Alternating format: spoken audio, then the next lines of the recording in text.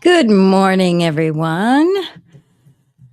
Happy 17th. It's March 17th, day 76 of the Chronological Bible readings. I've got my Bible here and I've got my coffee, which I need. All right, it's a cold morning for a lot of people today. And let's go ahead and get started. Today we're going to do Deuteronomy chapter 16, verse 18 through chapter 21, verse 9. And let's start with justice for the people. This is still approximately 1405 BC. All right, judges, appoint judges and officials for each of your tribes in every town the Lord your God is giving you, and they shall judge the people fairly. Do not pervert justice or show partiality. Do not accept a bribe, for a bribe blinds the eyes of the wise and twists the words of the innocent. Follow justice and justice alone, so that you may live and possess the land the Lord your God is giving you. Oh, those words couldn't be even more wise today, right?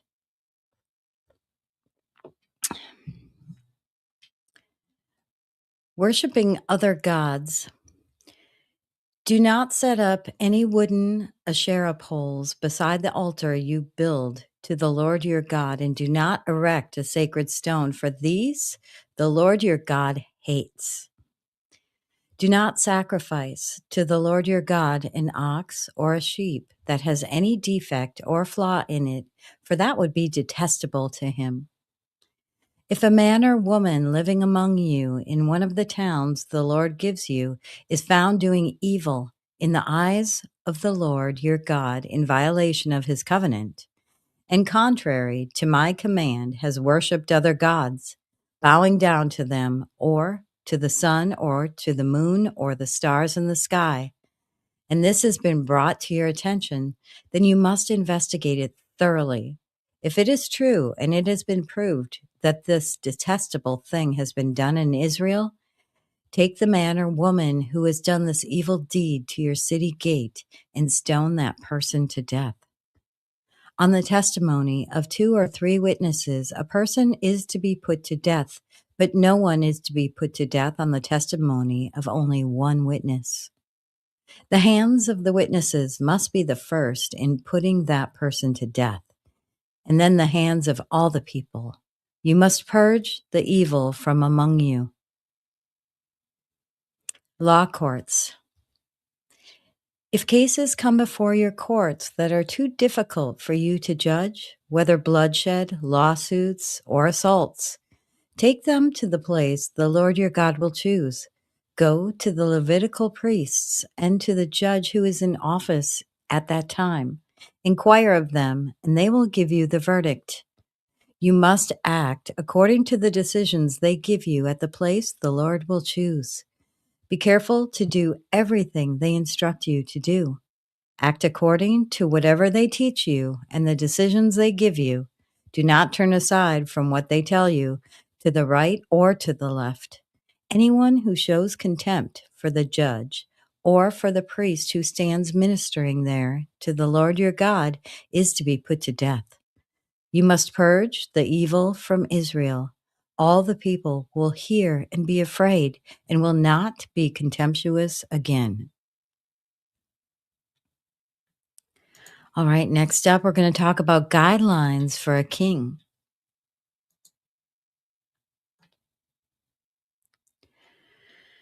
The king. When you enter the land the Lord your God is giving you and have taken possession of it and settled in it, and you say, "Let us set a king over us like all the nations around us," be sure to appoint over you a king the Lord your God chooses. He must be from among your fellow Israelites. Do not place a foreigner over you, one who is not an Israelite. The king, moreover, must not acquire great numbers of horses for himself or make the people return to Egypt to get more of them, for the Lord has told you, you are not to go back that way again. He must not take many wives, or his heart will be led astray. He must not accumulate large amounts of silver and gold. When he takes the throne of his kingdom, he is to write for himself on a scroll a copy of this law, taken from that of the Levitical priests. It is to be with him, and he is to read it all the days of his life, so that he may learn to revere the Lord his God and follow carefully all the words of this law and these decrees, and not consider himself better than his fellow Israelites, and turn from the law to the right or to the left.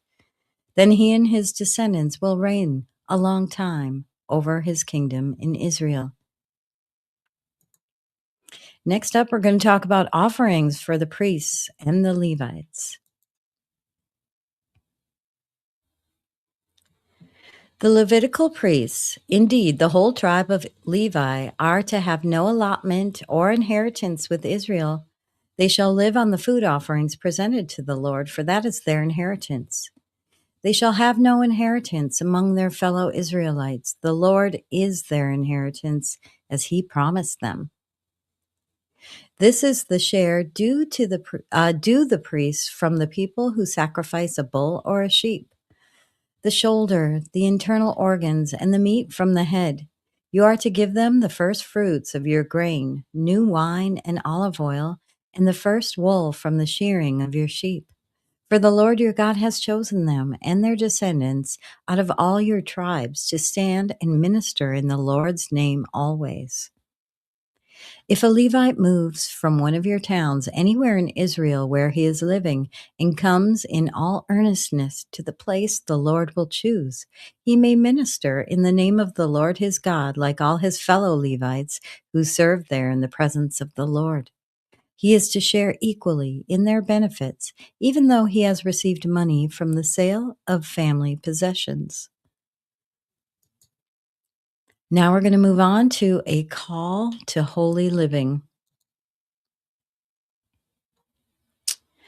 Occult practices.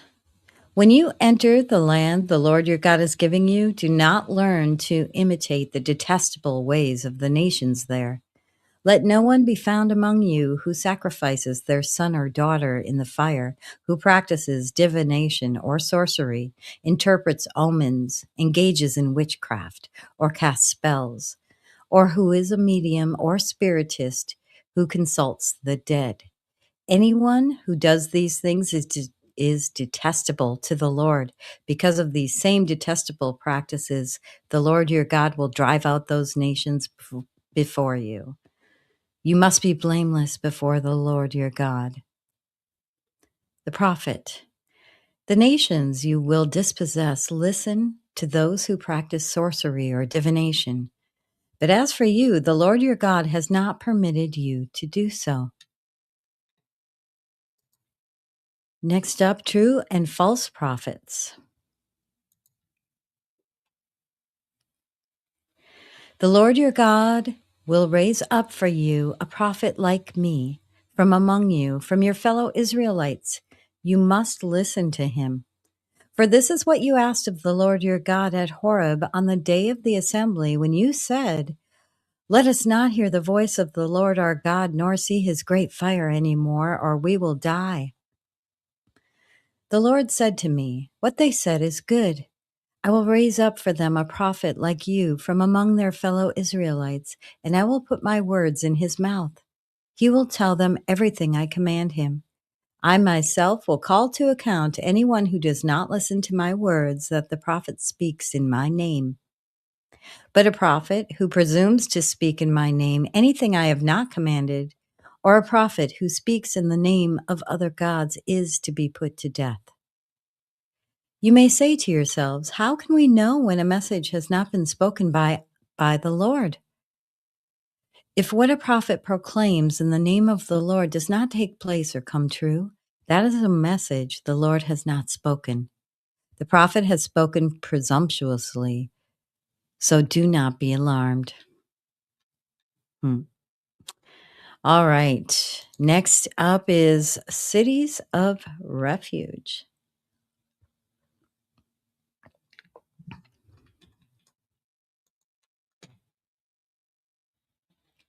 When the Lord your God has destroyed the nations whose land he is giving you, and when you have driven them out and settled in their towns and houses, then set aside for yourselves 3 cities in the land the Lord your God is giving you to possess.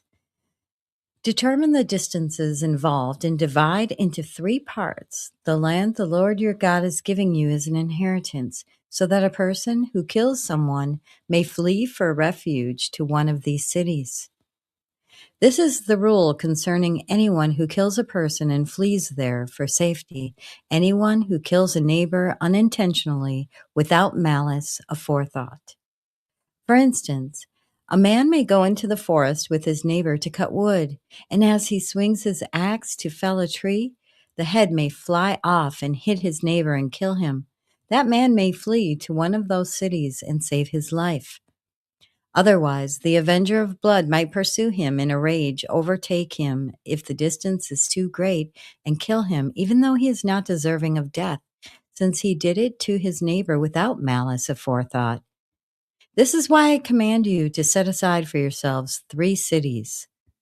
If the Lord your God enlarges your territory as he promised on oath to your ancestors and gives you the whole land he promised them, because you carefully follow all these laws I command you today, to love the Lord your God and to walk always in obedience to him, then you are to set aside 3 more cities. Do this so that innocent blood will not be shed in your hand, which the Lord your God is giving you as your inheritance, and so that you will not be guilty of bloodshed. But if out of hate someone lies in wait, assaults, and kills a neighbor, and then flees to one of these cities, the killer shall be sent for by the town elders, be brought back from the city, and be handed over to the avenger of blood to die. Show no pity. You must purge from Israel the guilt of shedding innocent blood, so that it may go well with you. All right, next up, concern for justice. Do not move your neighbor's boundary stone set up by your predecessors in the inheritance you received, the land your God is giving you to possess. One witness is not enough to convict anyone accused of any crime or offense they may have committed. A matter must be established by the testimony of 2 or 3 witnesses. If a malicious witness takes the stand to accuse someone of a crime, the 2 people involved in the dispute must stand in the presence of the Lord before the priests and judges who are in office at that time. The judges must make a thorough investigation, and if the witness proves to be a liar, give false testimony against a fellow Israelite, then uh, do to the false witness as the witness intended to do to the other party. You must purge the evil from among you. The rest of the people will hear of this and be afraid, and never again will such an evil thing be done among you.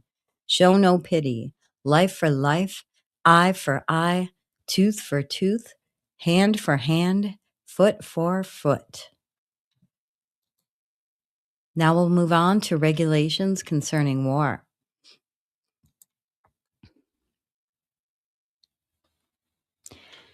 Going to war.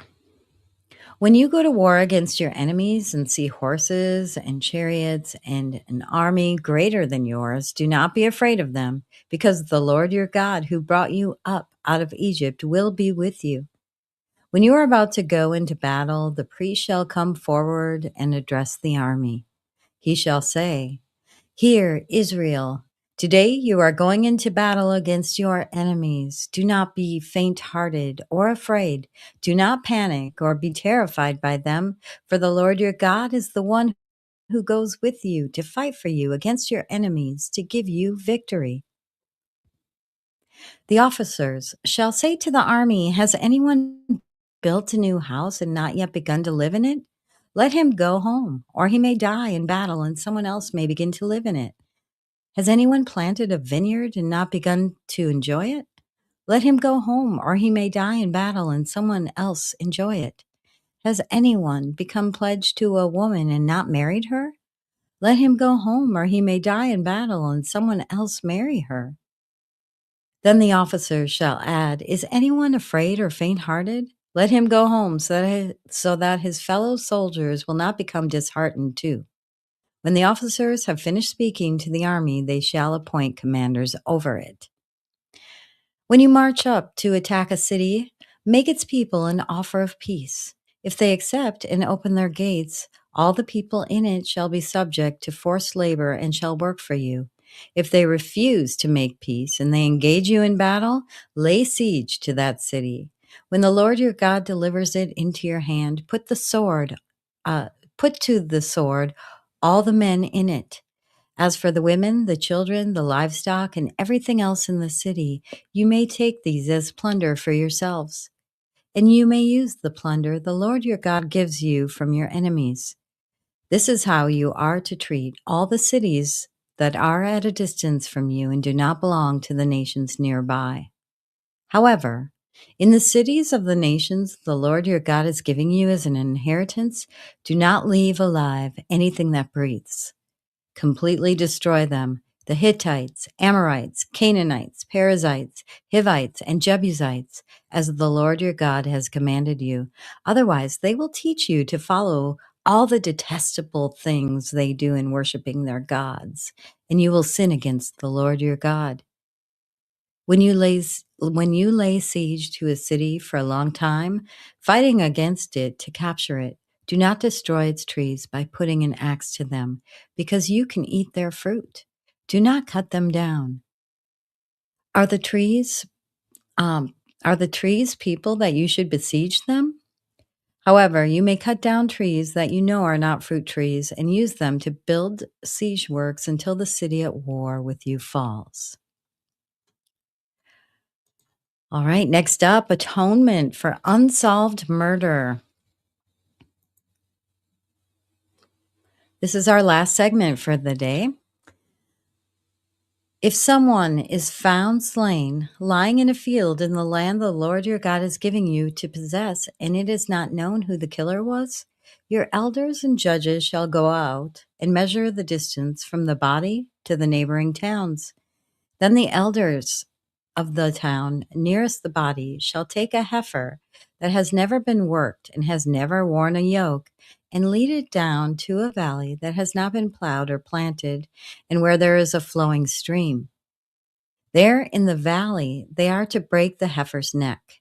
The Levitical priest shall step forward, for the Lord your God has chosen them to minister and pronounce blessings in the name of the Lord, and to decide all cases of dispute and assault. Then all the elders of the town nearest the body shall wash their hands over the heifer whose neck was broken in the valley, and they shall declare, "Our hands did not shed this blood, nor did our eyes see it done. Accept this atonement for your people, Israel, whom you have redeemed, Lord, and do not hold your people guilty of the blood of an innocent person." Then the bloodshed will be atoned for, and you will have purged from yourselves the guilt of shedding innocent blood, since you have done what is right in the eyes of the Lord. Interesting. Very interesting. Well, that concludes today's reading of Day 76, March 17th, 1405 BC. Thank you so much for joining. Please be sure to like or subscribe so we can get out to more people. And we'll see you tomorrow for Day 77. Have a good day and a blessed day.